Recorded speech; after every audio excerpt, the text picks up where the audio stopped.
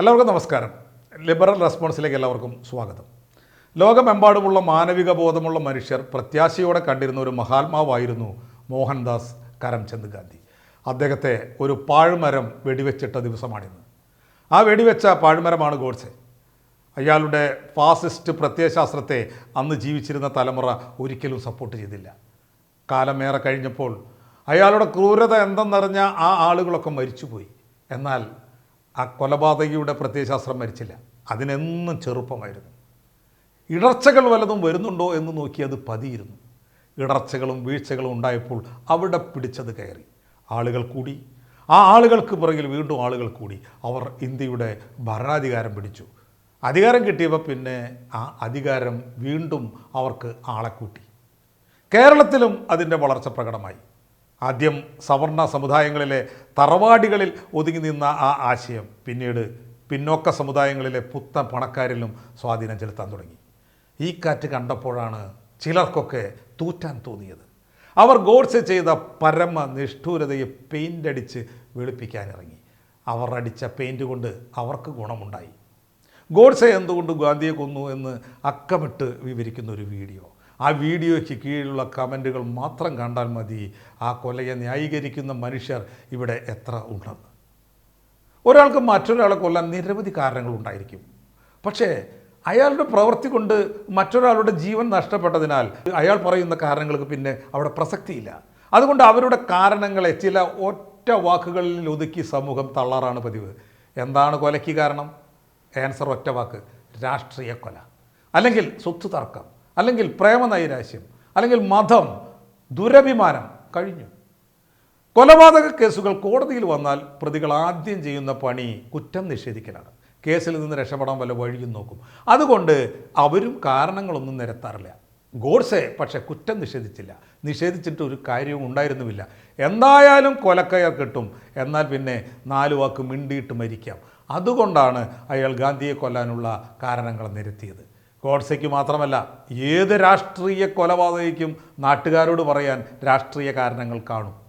അഭിമന്യുവിനെ കൊന്നവർക്കും Joseph മാഷുടെ കൈവെട്ടിയവർക്കും TPയെ വകവരുത്തിയ കൊടിസുനി ടീമിനും കാരണങ്ങൾ ഇഷ്ടം പോലെ സ്റ്റോക്ക് ഉണ്ടാവും. പക്ഷേ അവരത് കോടതിയിലൊന്നും പറയില്ല. അവരത് നിഷേധിക്കും.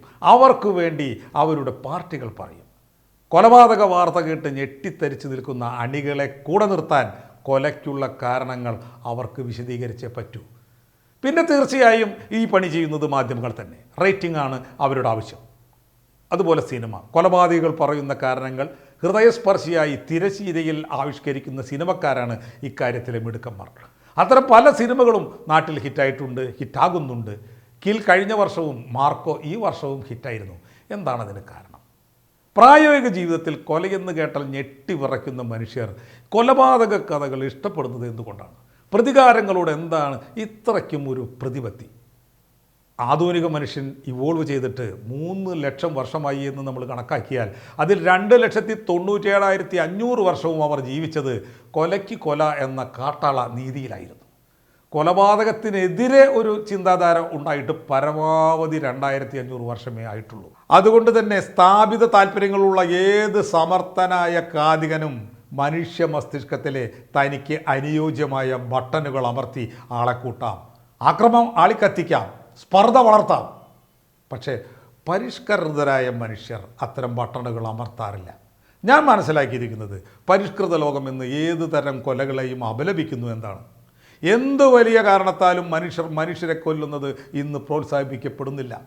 ഫാസിസ്റ്റുകളും കലാപകാമുകന്മാരും ആളിക്കത്തിക്കുന്ന തീയിലേക്ക് മാനവികത എന്ന ജീവജലം കോരിയൊഴിക്കുകയാണ് സാധാരണ മാനവികവാദികൾ ചെയ്യുന്നത്.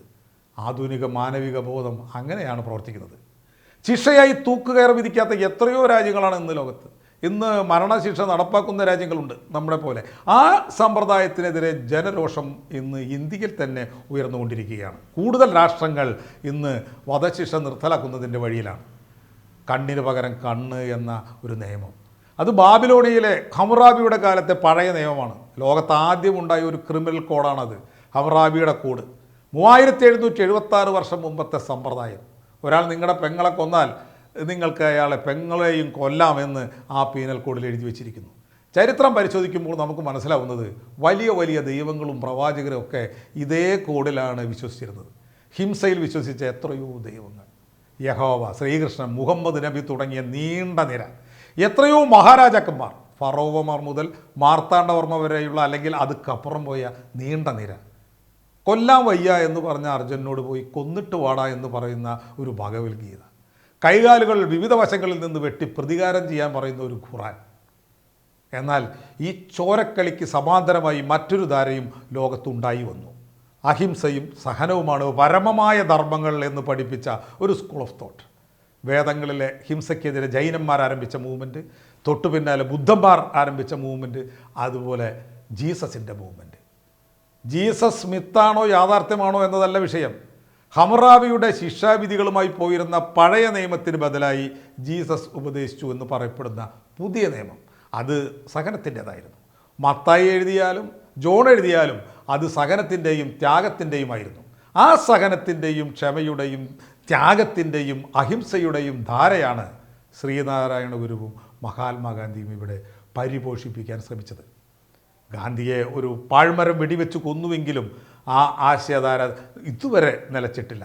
അഹിംസയും സഹനവും സഹിഷ്ണുതയും തന്നെയാണ് ഇന്ന് എല്ലാ ജനാധിപത്യ ഭരണഘടനകളുടെയും അടിസ്ഥാന ശിലയായി മാറിക്കഴിഞ്ഞിരിക്കുന്നത്.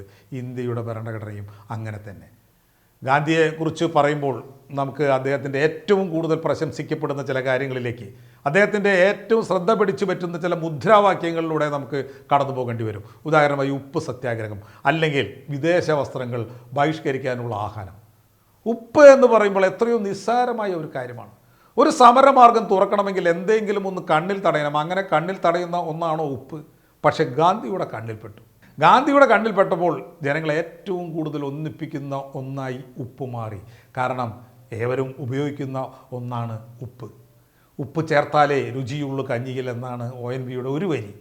ഭൂമി തൻ ഉപ്പ് നുകർന്നു നീ പൈതലേ, ഭൂമി തൻ ഉപ്പായി വളരുമെന്നെങ്ങനെ എന്ന് മറ്റൊരു വരി. അത്രയ്ക്കും പോപ്പുലർ ആയിരുന്നതിനാൽ വളരെ എളുപ്പമായിരുന്നു ഉപ്പ് വെച്ച് മനുഷ്യരെ ഒന്നിപ്പിക്കാൻ. ഈ ഐഡിയ ഗാന്ധിജിക്ക് എവിടെ നിന്ന് കിട്ടി? എൻ്റെ അഭിപ്രായത്തിൽ അമേരിക്കയിൽ നിന്നാണ് അദ്ദേഹത്തിന് ഇത് കിട്ടുന്നത്. ലോകത്താദ്യമായി ഒരു ജനാധിപത്യ ഭരണഘടന എഴുതി തയ്യാറാക്കിയതും അത് നടപ്പിലാക്കിയതും അമേരിക്കയിലായിരുന്നു. അതുകൊണ്ട് തന്നെ ഇന്ത്യൻ സ്വാതന്ത്ര്യ സമരത്തിൻ്റെ മാതൃക അമേരിക്കൻ സ്വാതന്ത്ര്യ സമരമായിരുന്നു. അമേരിക്കയിലെ 13 കോളനികൾ ബ്രിട്ടനെതിരെ നടത്തിയ സ്വാതന്ത്ര്യ സമരവും അതിൻ്റെ 1783 വിജയവും അത് തന്നെയായിരുന്നു ഗാന്ധിയുടെയും പ്രചോദനം. ഇന്ത്യയിലെ വിവിധ നാട്ടുരാജ്യങ്ങൾ പോലായിരുന്നു അമേരിക്കയിലെ വിവിധ കോളനികൾ എന്ന് നമ്മൾ കരുതുകയാണെങ്കിൽ, അമേരിക്കൻ സ്വാതന്ത്ര്യ സമരത്തിൽ നിന്ന് ഹിംസ മൈനസ് ചെയ്താൽ ഗാന്ധിയുടെ മാർഗമായി. അമേരിക്കയിലെ 13 കോളനികളിലെ സ്വാതന്ത്ര്യ പോരാളികളാണ് ആദ്യമായി നികുതി അടക്കില്ല എന്ന് ബ്രിട്ടനോട് പറയുന്നത്. No taxation without representation. പ്രാതിനിധ്യമില്ലെങ്കിൽ നികുതിയുമില്ല. ബ്രിട്ടൻ ഇതിന് വഴങ്ങി. അവർ എല്ലാ നികുതികളും പിൻവലിച്ചു. പക്ഷേ ഒരൊറ്റ നികുതി മാത്രം നിലനിർത്തി, ചായയ്ക്ക് മാത്രം നികുതി. ബ്രിട്ടൻ അമേരിക്കക്കാർക്ക് മേൽ ചുമത്തിയ ഏറ്റവും വലിയ നികുതി സ്റ്റാമ്പ് ഡ്യൂട്ടിയായിരുന്നു.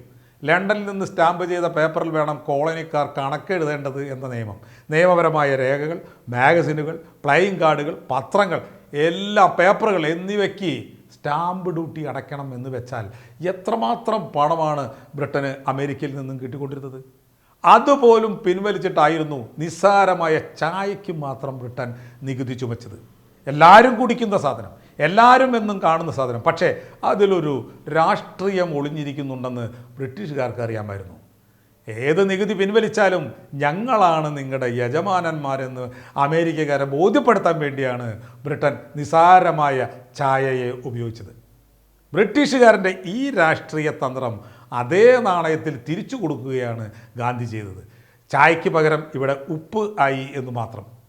അമേരിക്കയിൽ ചായ ബ്രിട്ടൻ്റെ പണി കഴിച്ചു. എന്നാൽ ഉപ്പ് സത്യാഗ്രഹം കഴിഞ്ഞും ബ്രിട്ടൻ ഇന്ത്യയിൽ തന്നെ തുടർന്നു. പക്ഷേ ഉപ്പിന് ശേഷം പരിപൂർണ സ്വാതന്ത്ര്യം എന്നതിൽ കുറഞ്ഞൊന്നുകൊണ്ടും തൃപ്തിപ്പെടാൻ ഇന്ത്യയിലെ സ്വാതന്ത്ര്യ സമര പോരാളികൾ തയ്യാറായില്ല. അതുപോലെ തന്നെയാണ് ഗാന്ധിജിയുടെ വിദേശ വസ്ത്ര ബഹിഷ്കരണം. അതും അമേരിക്കൻ പോരാളികളിൽ നിന്നും കോപ്പി ചെയ്തത് തന്നെയാണ്. അമേരിക്കൻ തോട്ടങ്ങളിൽ നിന്ന് പരുത്തി കൊണ്ടുപോയി വസ്ത്രങ്ങളാക്കി അത് തിരിച്ചു കൊണ്ടുവന്ന് അമേരിക്കയിൽ കൊള്ളലാഭത്തിന് വിൽക്കുന്ന പരിപാടി വേണ്ടെന്ന് ആദ്യമായി ബ്രിട്ടനോട് പറഞ്ഞത് ഈ അമേരിക്കക്കാർ തന്നെയാണ്. ഗാന്ധി ബ്രിട്ടനിൽ പോയി പഠിച്ചത് നിയമം മാത്രമല്ല, ചരിത്രം കൂടിയാണ്. എന്തിലായിരുന്നു ഗാന്ധി ഊന്നിയിരുന്നത്? അദ്ദേഹത്തിൻ്റെ ലക്ഷ്യം ഇന്ത്യയുടെ സ്വാതന്ത്ര്യം തന്നെയായിരുന്നു. അതിനുള്ള മാർഗവും അദ്ദേഹത്തിന് പ്രധാനമായിരുന്നു. അഹിംസ അത് നിർബന്ധമായിരുന്നു. ശരിക്കും ഗാന്ധിയിൽ നിന്ന് നമ്മുടെ ഭരണഘടന സ്വീകരിച്ചത് സഹിഷ്ണുതയും സൗഹാർദ്ദവും തന്നെയാണ്. ഇതല്ലാതെ ലോകത്തുള്ള മറ്റെല്ലാ കാര്യങ്ങൾക്കും വേണ്ടി നമ്മൾ ഗാന്ധിജിയിലേക്ക് നോക്കിയിട്ട് ഒരു കാര്യവുമില്ല. പരിണാമ സിദ്ധാന്തം പഠിക്കാൻ ശ്രീനാരായണ ഗുരുവിൻ്റെ അടുത്തേക്ക് പോയിട്ട് വല്ല കാര്യമുണ്ടോ? ഓരോരുത്തരും ഊന്നിയ ചില കാര്യങ്ങളുണ്ട്. മറ്റ് കാര്യങ്ങളിൽ അവർ അത്ര മെച്ചമായിരിക്കണമെന്നില്ല.